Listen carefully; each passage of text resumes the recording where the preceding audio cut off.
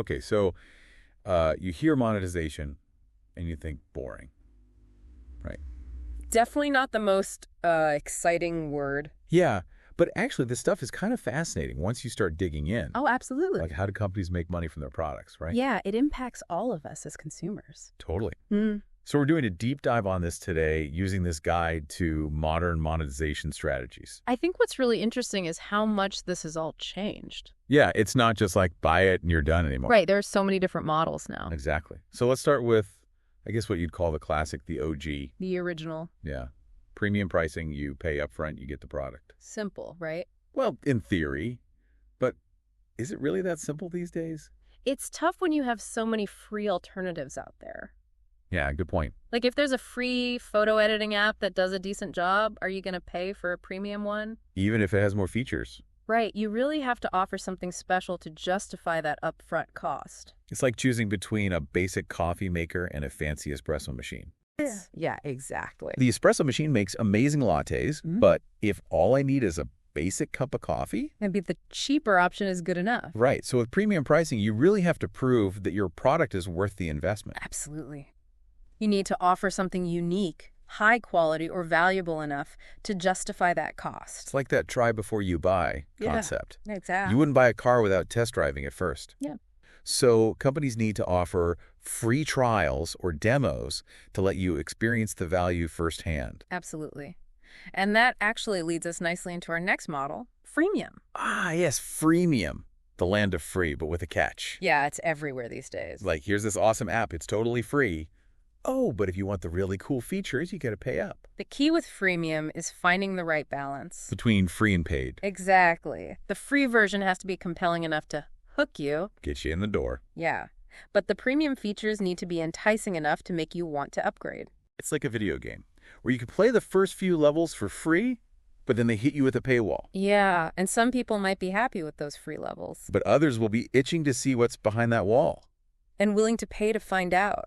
Exactly. Think of a game like Fortnite. Oh, yeah. That's a good example. It's free to play, but they make a ton of money selling cosmetic items. Like character skins and dances. Right. They tap into that desire for personalization and status within the game. It's not just about locking away essential features behind a paywall. No. It's about understanding what motivates people and offering premium options that enhance the experience. Exactly. You want to make the experience better, not just restrict it. Okay, so we've talked about premium pricing and freemium. Now let's move on to the model that everyone loves to hate. Subscriptions. The Netflix effect. Exactly. Pay a monthly fee and get access to a whole library of content. Sounds great in theory. But does it always live up to the hype? It depends. On what? Well, from a business perspective, subscriptions are fantastic Why is that? because they provide a predictable stream of revenue. Okay, that makes sense. But the challenge is keeping those subscribers happy month after month. Because if you're not constantly adding new content or improving features, people will start to question that monthly fee. Exactly. Think of it like a gym membership. Okay. If you're not seeing results or feeling motivated, you're probably going to cancel. Oh, yeah. Subscription services need to be like that personal trainer that keep you coming back for more. So it's not just about providing access. No. It's about cultivating a relationship with the subscriber. Precisely. Yeah. And that requires understanding user behavior preferences and how to keep them engaged. Okay, so let's move on to a model that's a bit more controversial. In-app purchases. This is where we enter the territory of free-to-play, pay-to-win. And that's sparked a lot of debate about ethics and player manipulation. For sure. Because it feels like they're trying to hook you with a free game Yeah. and then constantly tempt you with purchases that give you an advantage. Right. Like dangling a carrot on a stick. Let's say you're playing a mobile game and you get stuck on a difficult level. Okay, I've been there. The game might offer you a special power-up or extra lives for a small fee. It's tempting, especially when you're frustrated. And that's where the ethical considerations come in. Because are these tactics simply clever marketing, or are they exploiting players? It's a complex issue. It's a fine line to walk, for sure. Yeah, definitely. So how can companies use in-app purchases responsibly? Well, transparency is key. What do you mean by that? Players should understand exactly what they're getting for their money and how it affects the gameplay. So no hidden costs or surprises. Exactly. And the game should still be enjoyable even without making any purchases. It's like the difference between a helpful shopkeeper and a pushy salesperson. I like that analogy. Okay, so moving on, let's talk about e-commerce integration. Essentially turning apps into mobile storefronts, Yeah, it's definitely convenient being able to buy things directly through an app. like ordering clothes through Instagram or booking a flight through an airlines app. Right, but is it always a smooth experience? That's where user experience becomes crucial. Because if an app is clunky or slow, People will just go back to a website. exactly. It's like the difference between strolling through a well-organized store and getting lost in a cluttered flea market. You want that shopping experience to be seamless. Okay, and finally, let's talk about the model that's been around forever, advertising. It's the backbone of so many free apps and websites. But it's also become a bit of a necessary evil. We're talking about banner ads, pop-ups, video ads, all those things. Yeah, but is advertising even effective anymore in a world where we're constantly bombarded with it? The key is relevance.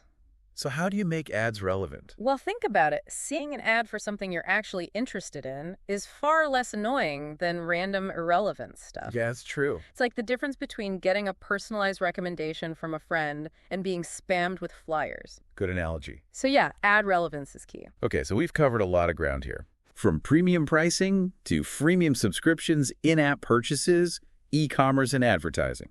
It's a whole world of monetization out there. But I think the big takeaway is that there's no one-size-fits-all approach. Absolutely. What works for one company might not work for another. And what works today might be obsolete tomorrow. It's all about adapting and evolving. And most importantly, listening to your customers. Exactly. You got to earn that trust. First, give them a good experience, and then maybe they'll be more open to your ads. Okay, so we've covered like the classic monetization models, Right, the foundational ones. Premium, freemium subscriptions, in-app purchases, e-commerce integration, advertising. Yeah, we've hit all the big ones. But what about the future? Mm-hmm. What's coming next? Well, that's where things get really interesting. Okay, I'm intrigued. Our guide here talks about this idea of value exchange. So it's not just about companies taking our money anymore. Not necessarily. We're seeing these new technologies that could change how we think about paying for things. Okay, give me some examples. Well, one of the most exciting things is the rise of tokenized economies. Tokenized economies. Yeah, I think NFTs and blockchain technology. Oh, okay. I'm starting to see where you're going with this. So instead of just paying for a game subscription, imagine actually owning digital assets within that game. So instead of like renting a cool sword or character skin, I could actually own it. And maybe even trade it with other players. That's pretty cool. That sense of ownership can be really powerful. It's like the difference between renting an apartment and owning a house. Exactly. You're more likely to invest in something if you actually own it. And this concept could go way beyond gaming, right? Absolutely. Imagine owning a piece of digital art or a virtual concert ticket. Or even a share of a company's profits through tokenization. Exactly. The possibilities are pretty mind-blowing. Okay, so tokenized economies, that's one big thing. What else is on the horizon? Well, another game changer is AI-powered personalization. Oh, yeah. We're already seeing that with targeted ads. Right. But imagine AI that can personalize entire monetization experiences. Hold on. So instead of getting those generic sign up now and save offers, Companies could use AI to figure out what you actually value and offer you something tailored to your needs. that would be amazing. It's about moving away from mass marketing and towards a more customized approach. Okay, so give me an example. Let's say you're a Netflix subscriber. Okay, I am. So I'm listening. Instead of just suggesting shows, what if Netflix used AI to tailor your membership plan too? Interesting. So if you're a binge watcher, they might offer you unlimited downloads. And if I'm a casual viewer, Maybe they offer you a cheaper package with limited streams. that makes a lot of sense. It's a win-win. Happier customers, more revenue for the company. Exactly. Okay, so it sounds like the future of monetization is less about rigid models and more about adaptable systems. That prioritize user value and personalization. But how realistic is all of this? Is this really the direction we're headed? It's hard to say for sure, but the signs are definitely there. Companies are already experimenting with these new ideas. And consumer expectations are evolving rapidly. It's like we're at a crossroads, right? Yeah, really exciting crossroads. The old ways of doing things are starting to fade away, and there's this whole new landscape emerging. But we're still figuring out the rules of the game. And that's what makes this whole topic so fascinating. It's not just about the money, it's about how we define value in this digital world. It's about relationships, connections, and shared experiences. Exactly. Okay, I think we've given our listener a lot to think about here. We have. We've covered the past, present, and even the future of monetization. From premium pricing to tokenized economies and AI-powered personalization. It's been a pretty comprehensive deep dive. So recap, there's no one right way to monetize a product. It all depends on the product, the audience, and the company's willingness to adapt. So if you're a business owner trying to figure out how to make money, Don't be afraid to experiment. do your research, and most importantly, listen to your customers. What works today might not work tomorrow. Because at the end of the day, It's all about creating value and building relationships. well said. All right, before we wrap up this deep dive, Let's leave our listener with one final thought-provoking question. as technology continues to evolve at this crazy pace, How do you think the way we pay for products and services will change? what would make you feel like you're getting true value in this digital world? It's a question worth considering, Because the future of monetization is being shaped right now. and your voice matters. So think about it, do some research, and who knows, maybe you'll come up with the next big innovation in how we exchange value. It's an exciting time to be a consumer and a creator. Absolutely. Thanks for joining us on this deep dive into the fascinating world of monetization. It's not just about those big companies either.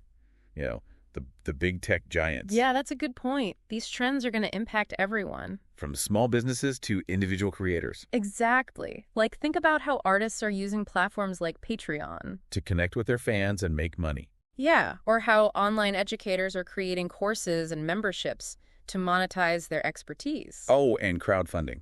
That's a whole other way for people to support projects they believe in.